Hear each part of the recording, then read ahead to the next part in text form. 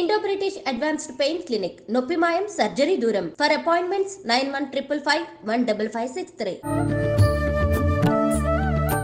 నమస్కారం, welcome to I dream. ధర్మ మార్గం విత్ విజిత కార్యక్రమానికి స్వాగతం. ప్రస్తుతం మనతో పాటు ఉన్నారు ప్రముఖ ఆధ్యాత్మికవేత్త, ప్రముఖ జ్యోతిష్య పండితులు సుభాష్ శర్మ గారు. ఇప్పుడు వారితో మాట్లాడిద్దాం. నమస్కారం గురుగారు. గురుగారు, రథసప్తమి రోజు ఎటువంటి విధి విధానాలు ఆచరించాలి, అసలు ముఖ్యంగా రథసప్తమి విశిష్టత ఏంటి, ఆ రోజు ప్రత్యేకించి ఏ దైవాన్ని ఆరాధించాలి, రథసప్తమి రోజు దానాలు కూడా చేయాలని అంటుంటారు, ఎటువంటి దానాలు చేయాలి, అవన్నీ కూడా తెలియజేయండి.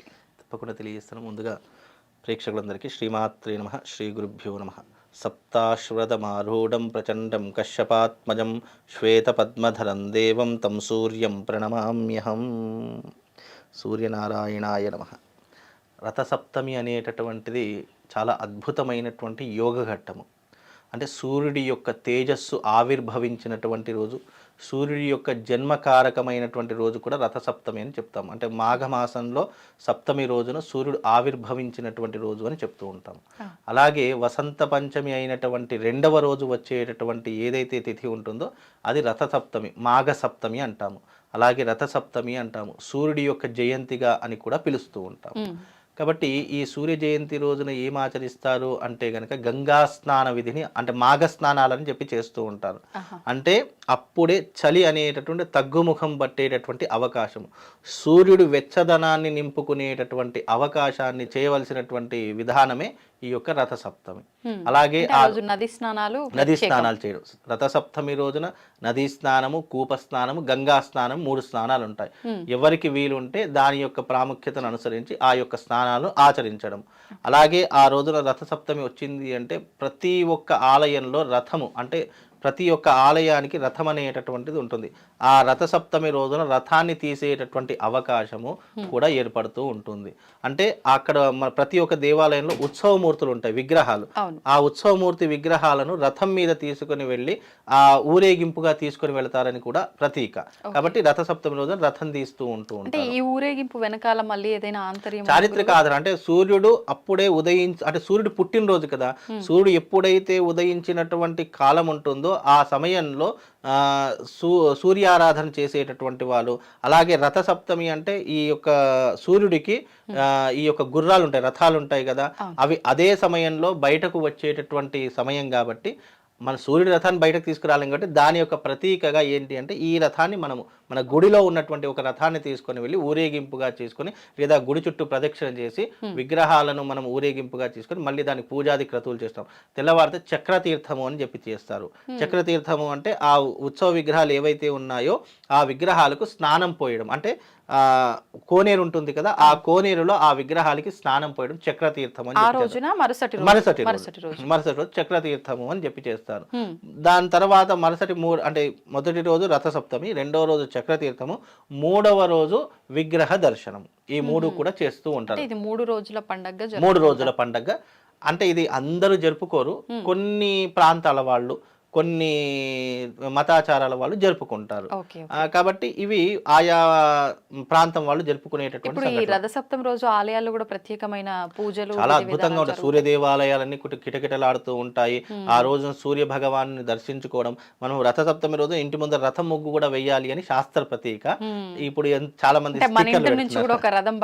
రథం బయలుదేరింది అనేటట్టు ప్రతీకగా చాలా మంది రథం ముగ్గులు వేస్తూ ఉంటారు. ఇంకోటి సంక్రాంతి రోజున చాలా మంది నోములు నోచుకుంటారు. అంటే సౌభాగ్యం గురించి నోములు నోచుకొని ఈ యొక్క ప్రతీక ఎప్పటి వరకు జరుపుకుంటారు అంటే రథసప్తమి వరకు జరుపుకుంటారు. రథసప్తమి అయిపోయిందంటే నోములు అన్నీ కూడా క్లోజ్ అయిపోయినాయి. ప్రాంతాచారం. నోములు అనేటట్టు ఇప్పుడు ఇవి చాలా మటుకు తెలంగాణలో జరుపుకుంటారు. ఎక్కువగా బ్రాహ్మణులు, వైశ్యులు వీళ్ళు చాలా ఎక్కువగా జరుపుకునేటటువంటి పండుగ నోములు నోచుకోవడం. ఇది సౌభాగ్యం గురించి నోచుకుంటారు. అంటే సంక్రాంతి కీడు దినము అనేటటువంటిది ఉండకూడదు అని చెప్పి చాలా మంది విశ్వసిస్తుంటారు.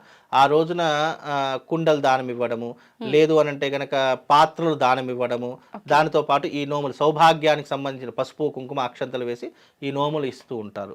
అది స్త్రీ యొక్క సౌభాగ్యానికి ముడిపడి, అది సంక్రాంతి రోజున మొదలవుతుంది, రథసప్తమి రోజున ఎండ్ అవుతుంది ఈ నోములు ఇచ్చేటటువంటి పద్ధతి. అప్పటి వరకు నోములు నోచుకుంటారు. పంచుకుంటూ ఉంటారు. దగ్గరలో ఉన్నటువంటి వాళ్ళకు ఒక 5 మందికి ఇచ్చిన తర్వాత అవి ప్యాకింగ్ చేసి బంధువులకు బై పోస్ట్ ద్వారా కొరియర్ ద్వారా నోములు పంపిస్తూ ఉంటారు. ఎందుకంటే అప్పుడు మనకు ఆచారం ఎలా ఉండేదంటే కుటుంబ సభ్యులు కానీ బంధువులు కానీ ఒక ఊర్లో ఉండేటటువంటి వాళ్ళు, అది ఊరు వరకే పరిమితమైంది. ఎప్పుడైతే ఊర్లో ఉన్నటువంటి జనాలు నలుమూలలా విస్తరించడం మొదలయ్యిందో సెల్ ఫోన్లు అలాగే ఈ కొరియర్లు వీటి ద్వారా నోములు పంపించుకునేటటువంటి పద్ధతి. అంతేందుకు రాఖీ పండుగ వస్తే రాఖీలు కూడా బై పోస్ట్ ద్వారానే పంపిస్తున్నారు. సాంప్రదాయం కరెక్టే అంటారా? కాదు, అంటే జనాలకు టైం దొరకదు కదమ్మా. ఇంకోటి ఏంటంటే ఇది పరిగెత్తే కాలం, ఉద్యోగాలు ఉంటాయి, తర్వాత వచ్చేసి ఆఫీసులకు సెలవు ఇవ్వరు. మనం ఇప్పుడు ఈ పండగ సంక్రాంతి నుంచి రథసప్తమి వరకు అంటే దాదాపు 4 రోజులు లీవ్ ఉంటే ఇస్తారా? ఇవ్వరు. కాబట్టి ఏంటంటే ఇవి ఆచారం అనేటటువంటిది మనిషి పెట్టుకున్నది కాబట్టి తరం మారుతున్న కొద్దీ, కాలం మారుతున్న కొద్దీ ఆచార వ్యవహారాలు కూడా మారుతాయి. అప్పుడంటే ఉమ్మడి కుటుంబాలు ఉండేవి. ఒక ఇంట్లో దాదాపుగా 20 నుంచి 30 మంది జనాలు ఒకే ఇంట్లో ఉండేటటువంటి ఒక నిండు కుటుంబం ఉండేది. ఇప్పుడు ఎవరు ఉంటున్నారు? ఒక ఇంట్లో ఒక లంకంత ఇల్లు. మొన్న రీసెంట్ ఒకటి మణికొండలో వాస్తు చూడడానికి వెళ్ళానమ్మా. ఇల్లు చూస్తే ఇంద్రభవనం, అంటే దాదాపు 5 బెడ్రూమ్లు, తర్వాత వచ్చేసి కింద పెద్ద హాలు, ఒక పెద్ద వంటగది, దాని కింద ఒక 20 మంది కూర్చునే డైనింగ్ టేబుల్. ఇది వాస్తు చూడడానికి వెళ్తే అమ్మ చాలా విశాలంగా ఉంది, ఎంత ఒక 20 మంది ఉంటారా అంటే లేదండి 4గురమే ఉంటాము. అంత పెద్ద ఇంట్లో 4గురు అంటే నేను నవ్వలేక ఇదైపోయా. ఏంటి ఇంత పెద్ద లంకింత ఇంట్లో 4గురు అంటే నేను ఆశ్చర్యపోయా. అంటే ఇల్లులు విశాలంగా అవుతున్నాయి, పబ్లిక్ తగ్గిపోతూ వస్తుంది, అంటే బంధువు మీద తగ్గిపోతూ వస్తుంది. కొడుకు ఒక దగ్గర, కోడలకు దగ్గర, తల్లిదండ్రులకు దగ్గర, అన్నదమ్ములకు దగ్గర, ఇవన్నీ కూడా జరుగుతున్నాయి. అందుకే ఈ రథసప్తమి అనేటటువంటిది నోములు నోచుకోవడానికి ఆఖరి రోజు అయినటువంటిది రోజు. అలాగే ఆ రోజున చేయవలసిన దాన ధర్మాలు ఏంటంటే నువ్వులు దానం చేసుకోవాలి, గంగా స్నాన విధిని ఆచరించాలి. సూర్యుడికి ఇష్టమైనటువంటిది ఏంటి అంటే గంగా స్నాన విధి, తర్పణం. సూర్యుడికి చాలా ఇష్టమైనది ఏంటంటే తర్పణము. ఆ రోజున మన పెద్దలకు తర్పణం వదులుకోవడం కూడా చాలా విశేషమైనటువంటి రోజుగా భావన చేసుకుంటూ ఉంటారు. అలాగే సూర్యుడు వెచ్చదనాన్ని పుంజుకుంటాడు కాబట్టి ఆ రోజున ఎవరికైనా రగ్గులు దానం చేయడము, చద్దర్లు దానం చేయడము ఇలాంటివి చేస్తే కనుక చాలా విశేషమైనటువంటి పుణ్య ఫలితం కలుగుతుంది. అందుకే రథసప్తమి అనేటటువంటి సూర్యుడి యొక్క ఆరాధన కోసం చేసేటటువంటిది. గంగా స్నానం ఎందుకు చేస్తామంటే మనం చేసుకున్నటువంటి పాపాలన్నీ కూడా ప్రక్షాళన గావించేటటువంటి వాడు ఇద్దరు, ఒకటి జలము, 2 సూర్యుడు. ఈ 2 కూడా ఏకకాలంలో మనం ఆరాధన చేయాలంటే ఈ రథసప్తమి రోజున ఆరాధన చేసుకోవాలి.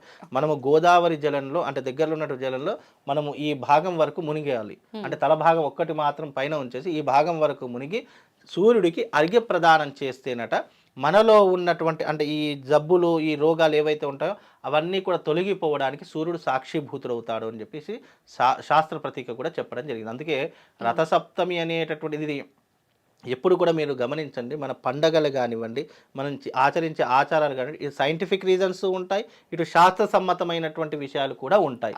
అందుకే మన పండుగలకు అంత ప్రాముఖ్యత.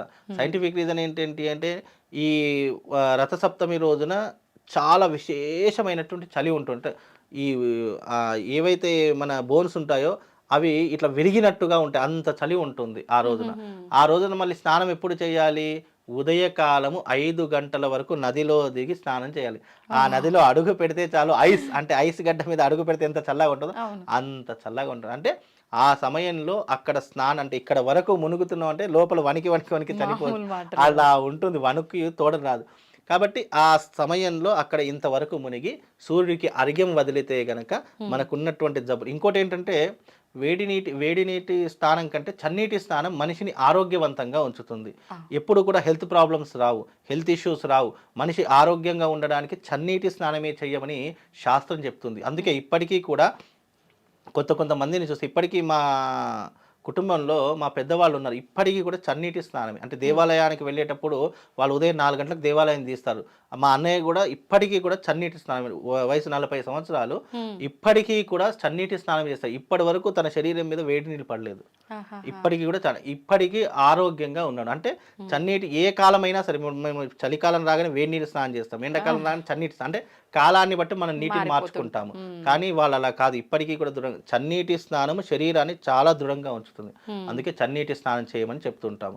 అలాగే ఈ యొక్క రథసప్తమి అనేటటువంటిది మనము శివుణ్ణి ఆరాధన చేసుకోవడానికి. ఎవరైతే రథసప్తమి రోజున ఏకాదశి రుద్రాభిషేకం చేస్తారో వాళ్ళ జీవితంలో ఆ పరమశివుడి యొక్క అనుగ్రహం సంపూర్ణంగా దొరుకుతుంది అని విశ్వాసము.